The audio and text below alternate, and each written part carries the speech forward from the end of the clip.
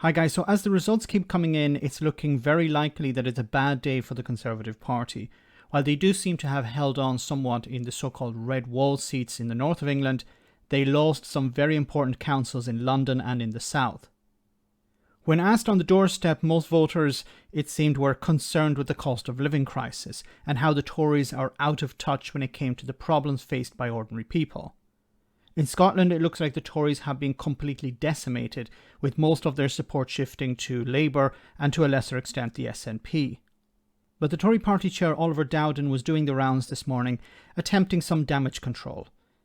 He claimed that support for the Prime Minister is still strong because he got Brexit done. Yes, that old nugget. Well, when challenged by Nick Ferrari on what that meant, he struggled. Have a listen. And what I really take from this, and what I know the Prime Minister takes from this, is we really need to focus on what matters to people. We need to stop allowing ourselves to be distracted by the kind of noise of what's going on in Westminster, and focus on things like delivering on the reducing NHS backlogs, investing in our NHS, taking advantage of the Brexit opportunities that we have, ensuring that we continue to create opportunities for people and for their children and their grandchildren, whether that's investment in this country or whether that is ensuring that unemployment continues to fall. We need that kind of energy and delivery and focus. We must live in different countries, Mr. Dowden, because you talk about taking the benefits of Brexit. I'm sure you've seen the Bank of England says we're facing recession. Inflation will probably go over 10%. That will be a 40-year high. Growth is down, there's pay drops, and the pound is taking a kicking against the dollar and the euro. Talk to me about what those opportunities are then. There are people really struggling out there, Mr. Dowden. Well, Nick, I don't deny for a minute the challenges that people are facing. What are you doing to help? What are you doing to help them? And we find ourselves in this unparalleled situation that you're familiar with, whereby we both, as we come out of COVID, we have rapidly rising prices as a result of pressure on supply chains, and we have the crisis in Ukraine and the impact of that on oil and gas. And that's driving inflation, not just in the United Kingdom. Notice he won't even mention Brexit, but he was challenged on a benefit of Brexit. He hasn't come up with the benefit of Brexit, and he has ignored the fact that Brexit is driving inflation as well. One of the reasons the Tories are suffering at the moment is because they're disconnected from reality.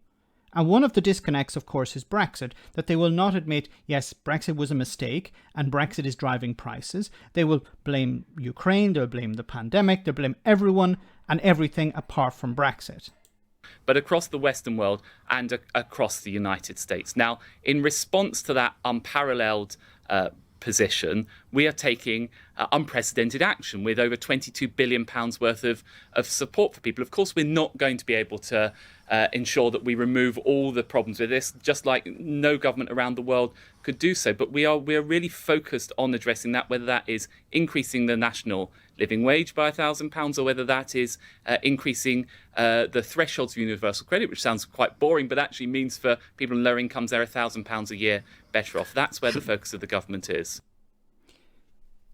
It doesn't matter what you say, it matters what the impact is.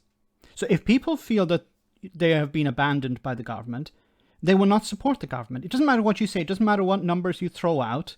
You talk about 10 billion here and 100 million there and 500 million over here. It doesn't make any difference.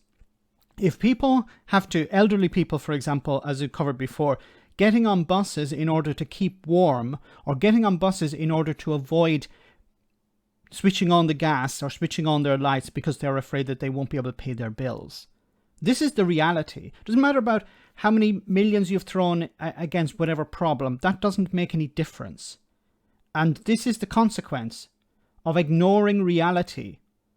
Now, it seems the Tories have held on to some red wall seats. I don't know if that's true or not. We still have to wait for the final results. It seems some seats were up for grabs. Some councils were up for grabs. Others were not. So we really shouldn't be comparing the results that Labour's wins here with, for example, the Blair years, because it's not comparable. But it does seem that the working class people in London, in particular, in the south of England, have turned around and given the Tories a bloody nose. because they feel abandoned. It doesn't matter what you talk about minimum wage, or you talk about, uplift, or was it a universal credit taper or whatever. It doesn't matter what you say. It's what people experience that's important. And their experience of the Tory government is that they have been abandoned. And this is why they've turned around and voted you out. I don't believe fully that this is an endorsement of Keir Starmer or endorsement of the Liberal Democrats or an endorsement of the Greens.